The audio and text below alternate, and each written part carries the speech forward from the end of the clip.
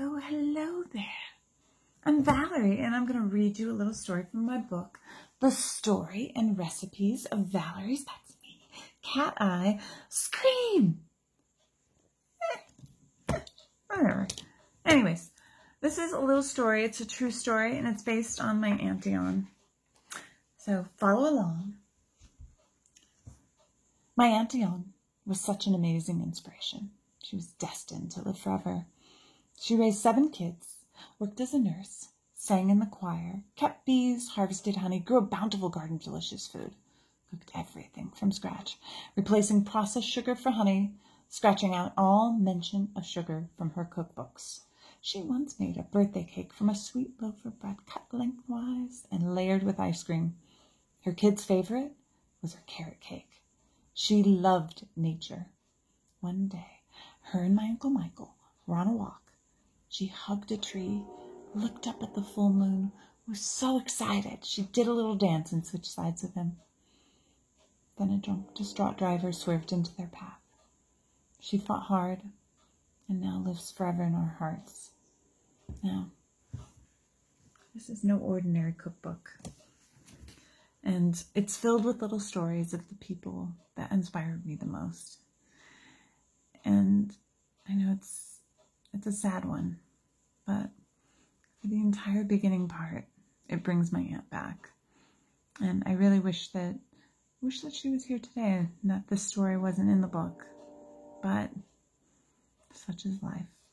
Anyways, if the moral of this story is that someone, after hearing it, doesn't pick up that drink, doesn't get behind that wheel, then it will have served a purpose.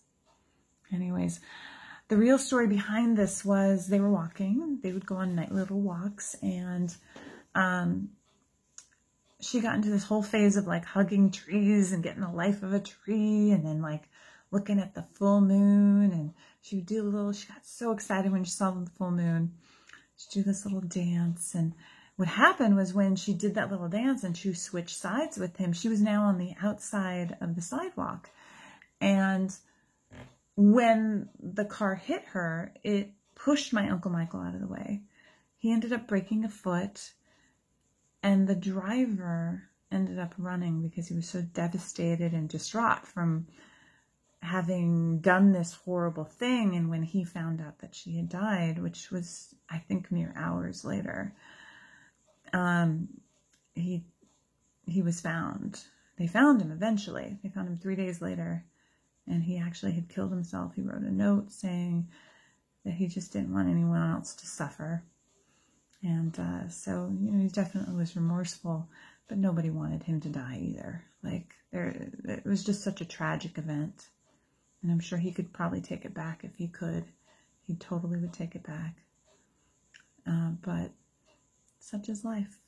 And I enjoy sharing that story because it brings her back from that moment.